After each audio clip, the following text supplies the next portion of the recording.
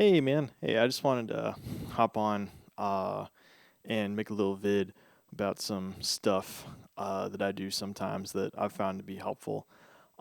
This definitely isn't like gospel or anything. I'm still learning, I'm still growing, just like everybody else. But um, hopefully, I can share some stuff from like my style that's somewhat helpful. But I hope you take it and make it your own.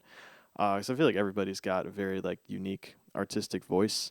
And I think that learning stuff from other people is important, but what I found the most helpful is taking other people's stuff and then turning it into my own. And I feel like that's really how you develop your own kind of like style, and your own kind of like creativity and expression. But yeah, so I got my Strat. And the main reason I have that is so I can do that '80s Strat tone. That's just works for everything in my opinion anyway. So without any stuff, just the like amps and pedal, it's like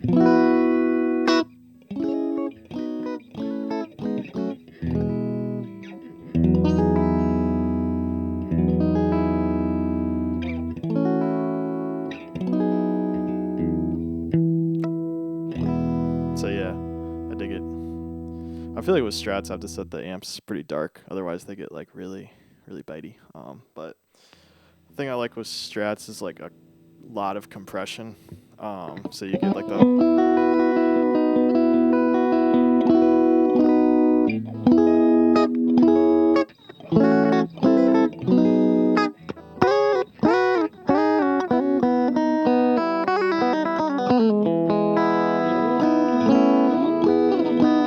and all compression is doing is it's taking the highest parts of your signal and the lowest parts of your signal, and it's just compressing.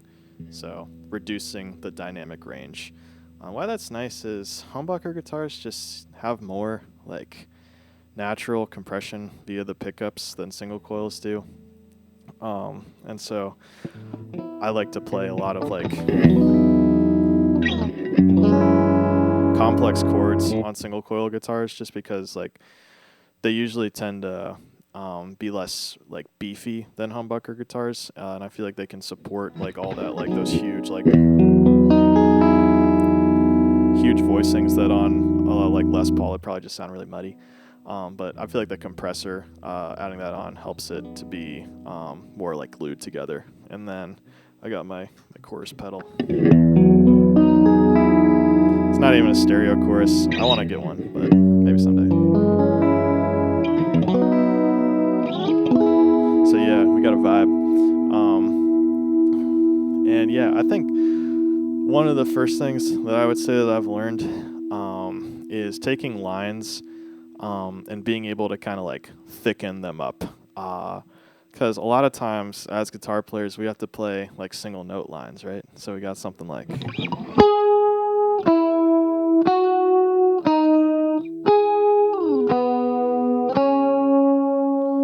And one thing I'll say that with this, this is that Upper Room song. I think it's called like Wounded One. You can never go wrong if you're playing the vocal melody. I would encourage you to learn all the vocal melodies of all your favorite songs, worship songs or otherwise. Um, that helped me so much. I would literally just go through like the Spotify like top 40 like pop songs, and just learn all the vocal melodies to that. I got that trick from Mateus Asado.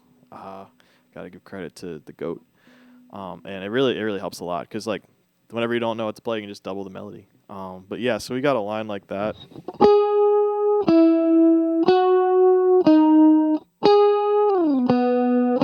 Which is just the vocal melody.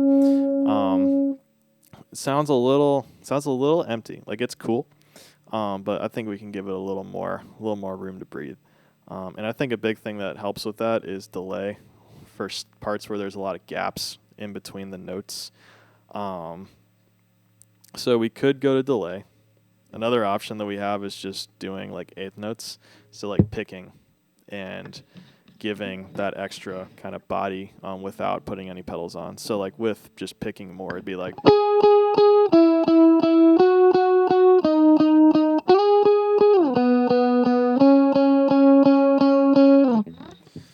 Then we could even do.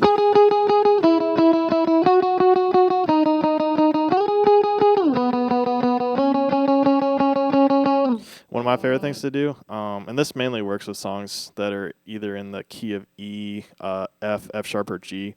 You can use for the key of E those high strings, the high E and B, and you can play melodies on the G string. And you can just kind of like accentuate the melody on the G, and then kind of like play the open strings as kind of like accents. So it's like.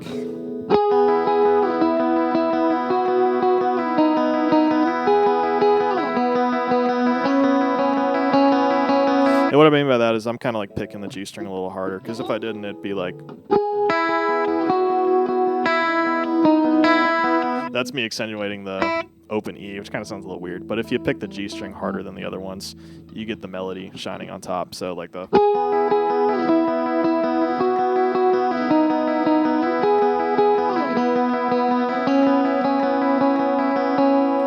And yeah, that just like, for me, I feel like that just helps like thicken stuff up, because especially with like Strats, they can be a little thin sometimes. And compared to like Les Paul or like a humbucker guitar that just naturally has more sustain to get the beef from those lines. But we can also add some delay. I feel like a lot of people know like the dotted eighth delay from like U2 stuff. Like, see if I remember how to play this riff.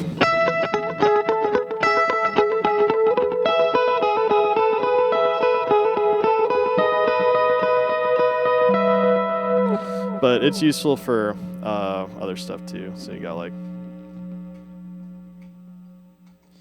So then we got without the open strings this time.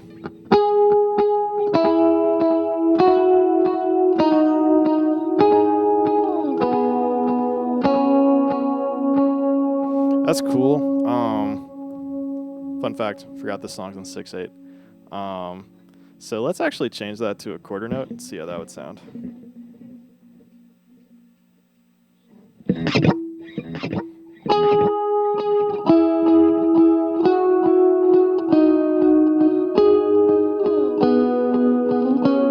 It's a little long. What if we did like an eighth note? So like.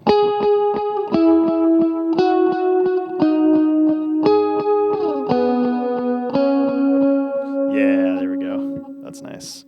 And essentially what that's doing is just like kind of like what we did with the open strings, but it's a pretty modulated delay, which means it has just like some chorus on the repeats. And we have chorus on our dry signal too, so it's super, super spacey. Let's try that with the open strings this time.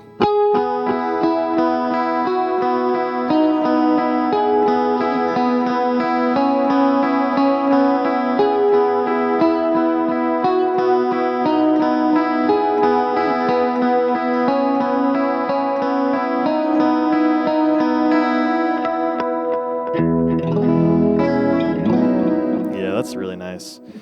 The thing about this too, like, there's no reverb, not even like on the amp sim. Reverb is tricky. I think a lot of people, and by people I mean me, I used to just default to reverb to get more sustain, especially off of the like single coil guitars. And it can do that, but it also like pushes the guitar back. So like the dry signal, like the like Corey Wong super dry, like the.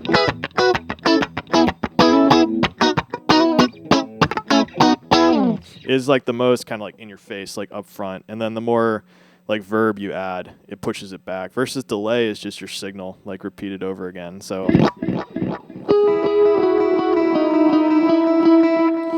when it's super high mix like that, it can definitely like make it sit a little bit more, but it's not gonna like wash it out as much as if I put my like.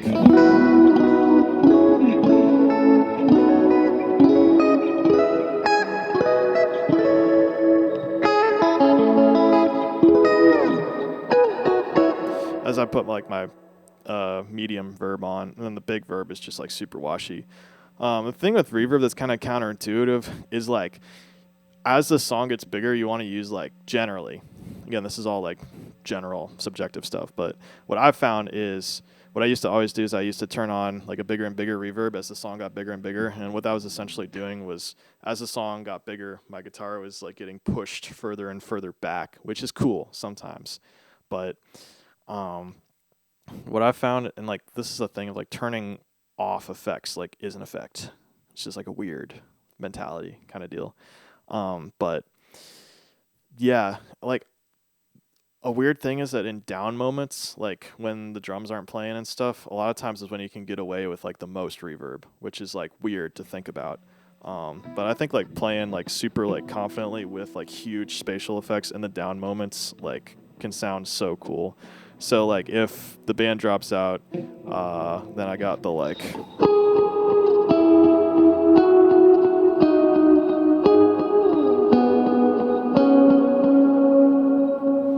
yeah, and it just fills so much. Obviously, like if there was cymbals and like bass and another guitar and an acoustic and like backing vocals and stuff, that would get lost pretty fast.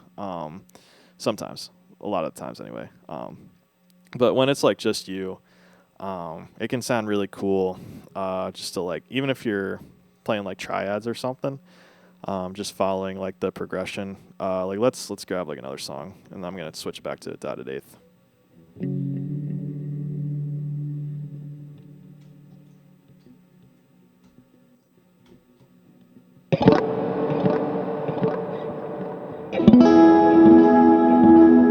And yeah, I'm trying to think of another one off the top of my head. All the other ones I'm thinking of are in 6/8. But if you got just like a progression, say you got just like a 1-5-6-4 kind of deal, and it's like 1, 2, 3, 4.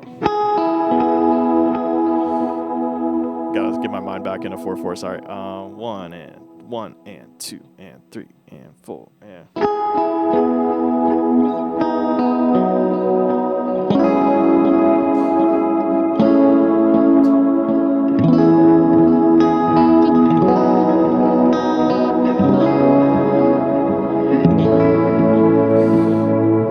Like in those down moments, that can help so much.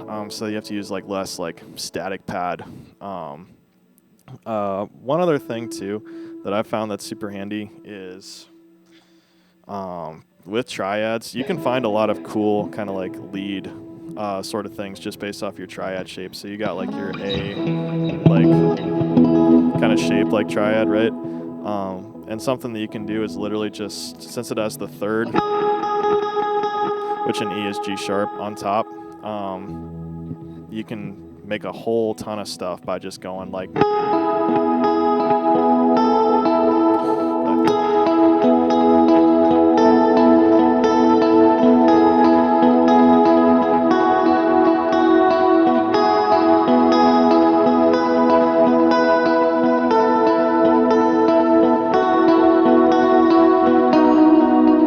and all that's doing is just like changing a note or two at a time in that kind of triad shape. Or you got like your like D like triad. That one's nice because it has the third on top as well. So you can do like.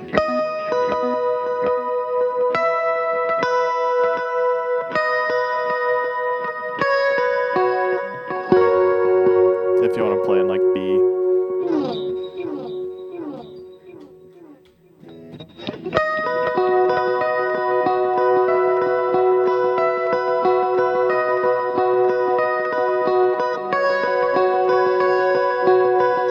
The thing I found too is using that kind of like that thing, which is just a sus2 chord on the 1 of the key. So if we're in the key of B, right? So like.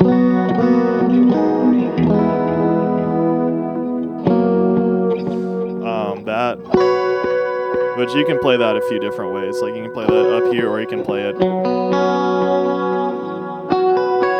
Same deal.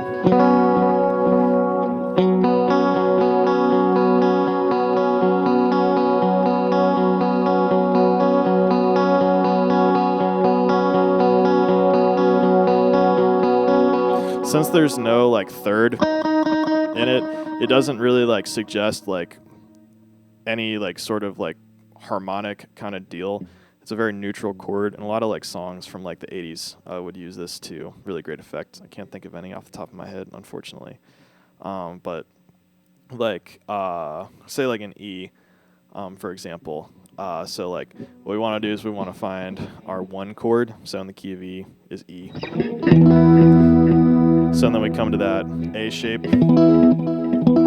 triad, and we take our third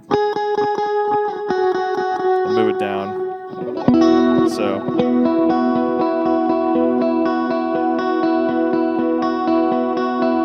and let's if we're playing an E, we can incorporate our open strings idea. So like let's keep it let's keep that B string fretted, but let's put in the open E. Just kind of feeling it out.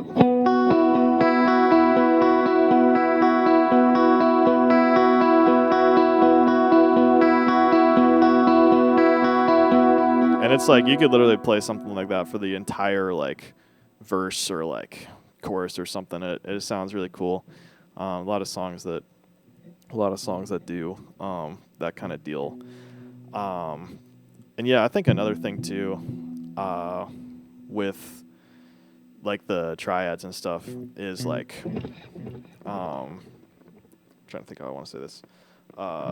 Like just experiment and like add like one note to them on like a different string. So like we got that A. Like normally if with that triad,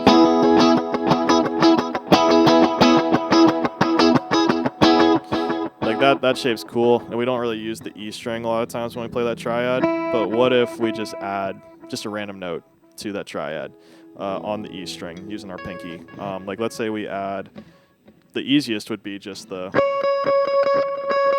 note, this C sharp on the 12, 11, 10, 9, 9th fret. Let's try that. It's kind of cool. That gives us a, you could call it like a rootless C sharp minor 7 chord. But what if we did like this? We add that note to our E triad. That's really nice.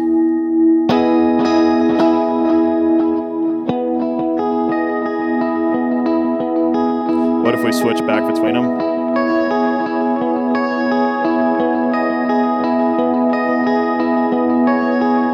Let's try the 12th fret.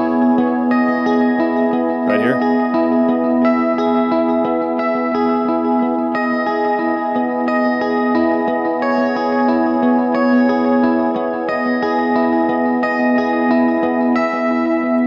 Yeah, and that can be a really cool way. And just like, it doesn't even have to be on the E string. Like, what if we took our this note and we moved it up?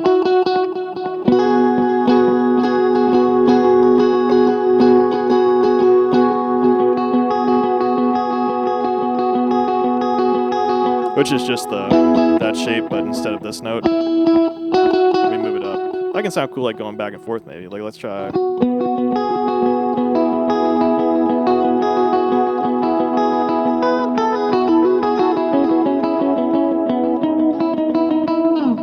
That's another kind of like thing that just works a lot of times, is that like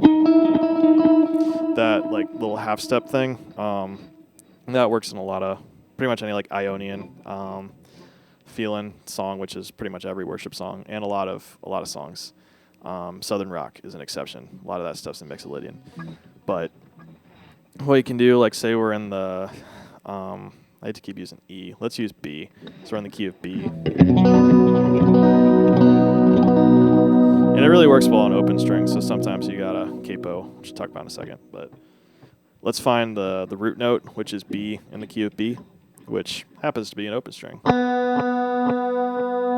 And then let's find the note a half step below it. So in closed position, that would be just one fret down. Frets are half steps each fret. So like this. That's a half step up. That's a half step down. So let's find the note a half step down.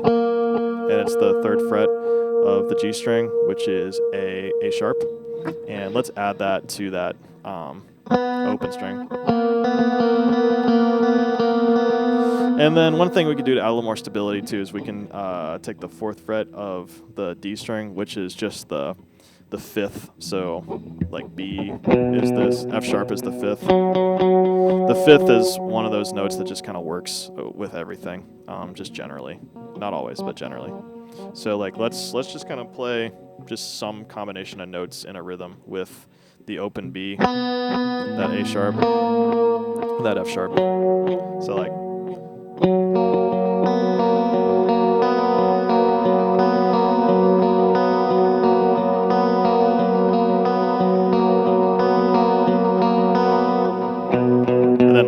this guy would be holding down the root, or the keys guy. What's really cool is you can take these concepts and start like linking them together. So like finding the like kind of cool like triad links. So like we got that, but then like we did it on E before, but that sus2 shape. What if we like comboed those? So what if we went like, then we switch?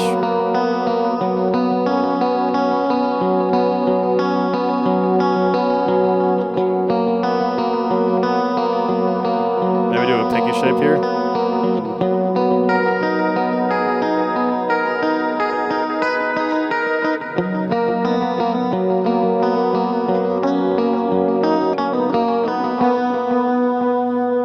Yeah, that's cool.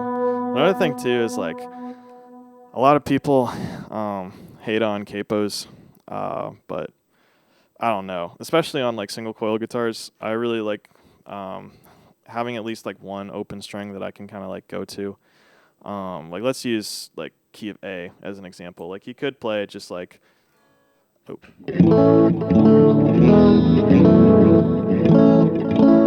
chords or capo and play G chords, which a lot of people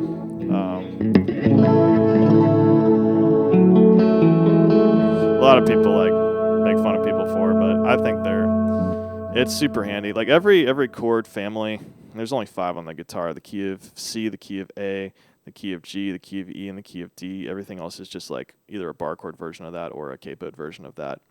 And I only really ever use G and E, to be honest. But like in G, we got our open string, and we capo for that one. And like that's super handy to use for that like open string kind of stuff. So like we can have our melody up higher and then have this as kind of our like drone string. So maybe like just an idea like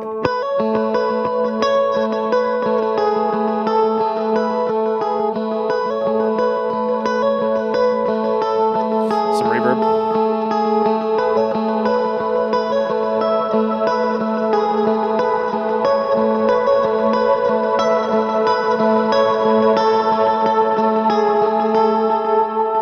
So yeah, that can be really cool. And then in G, I always like those like those shapes. So like we have our it's just a dyad. So you got like your root, then your third. So like.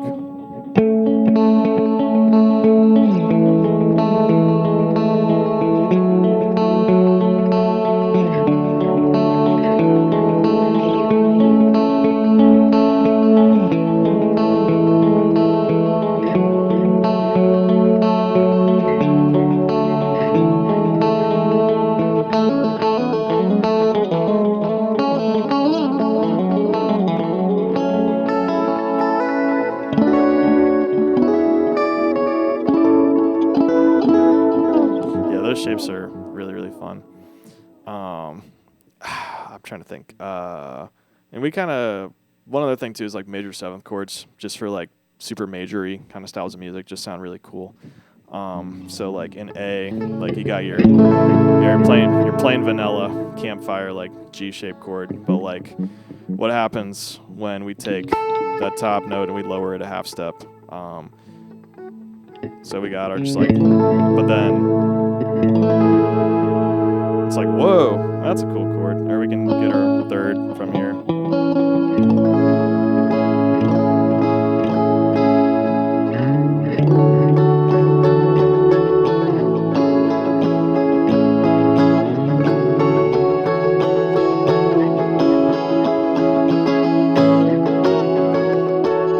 Oops.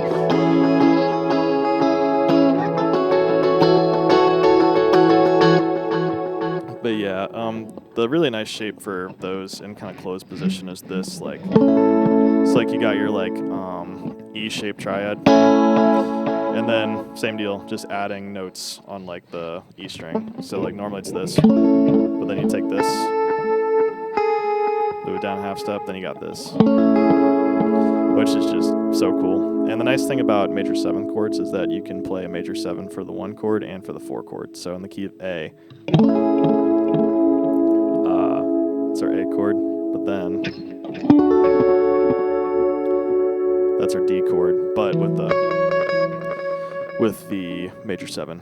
And like same shape, literally just sliding it around. And like the cool thing about that is it takes what can be a super boring progression, just A to D, or 1 to 4, which is just like the cowboy chord version of that's just.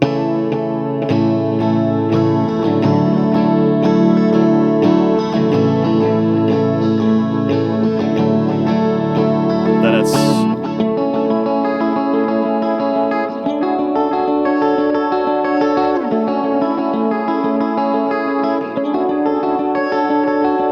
With reverb.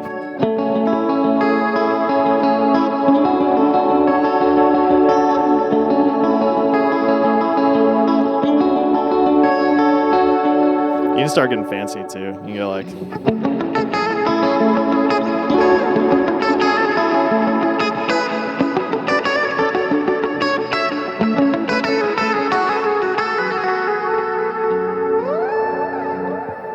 Just having fun. Yeah, there's so much power in those just like triads and stuff.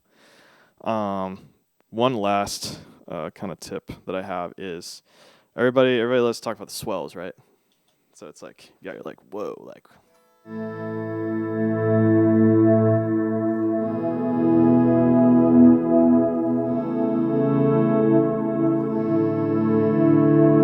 Which, I mean, those are cool, but one way to get that like ambience without swelling is take a reverb and turn the mix knob up to 100%. And on most pedals that have like mix knobs that'll let you do this, that'll give you only wet signal, so only the reverb. And what happens when we do that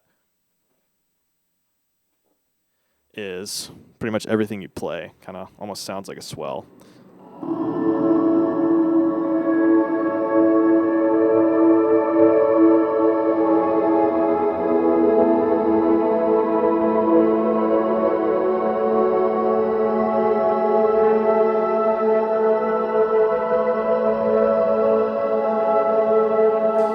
Sometimes when you do that, the low end gets a little muddy. So like if you have an 100% wet patch, sometimes you got to cut out some low end. I'm going to do that. Let's try that.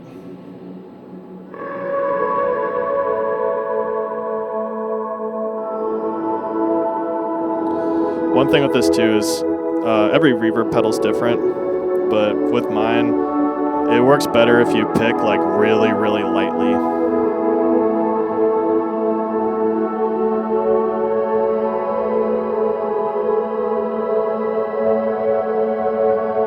And all I'm playing is just like a bunch of like nonsense, just kind of like.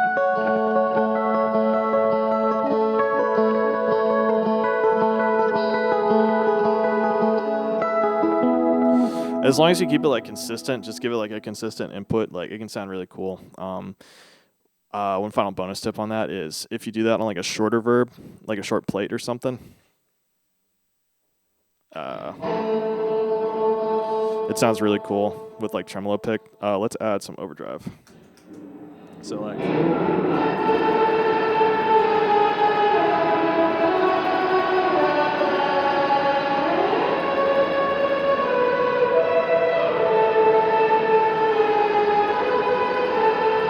I feel like that's one instance where like a ton of reverb sounds really cool in like big moments.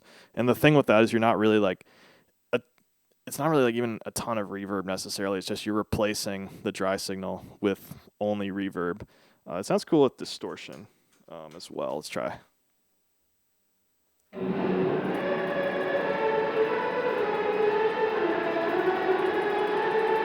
And again, all that is just like.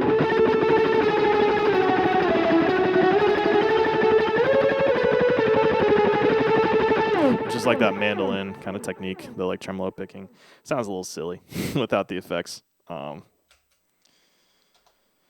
But yeah, that was just like off the top of my head, just some like stuff that I like to do. But yeah, I just say like triads are so powerful. Triads and open strings, and sus two. That like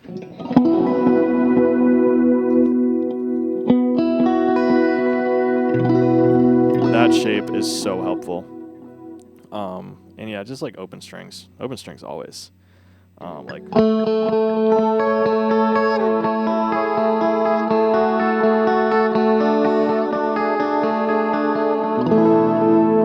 yeah, and it's like I feel like every kind of guitar style kind of lends itself, or every guitar like uh like a Strat versus a Les Paul or something like lends itself to a different playing style. Like I feel like Strats kind of like invite you to play like and like arpeggiate more like open strings and like more notes, than you'd be able to on like a Les Paul, versus a Les Paul is like more sustained than a Strat, so you can hit those like super long like sustained solo notes. Not that you can't do that on a Strat, but it's just kind of like different. Lends itself differently. And I'd say like just like kind of embrace or what I've tried to do anyway is embrace the kind of like vibe that every guitar like lends itself to, because it's like this 80s like chorus tone. It's definitely doable on like a Les Paul or like my PRS, but there's something about the Strat in that second position where it's just that like, especially the big chords, just that like there's something about it.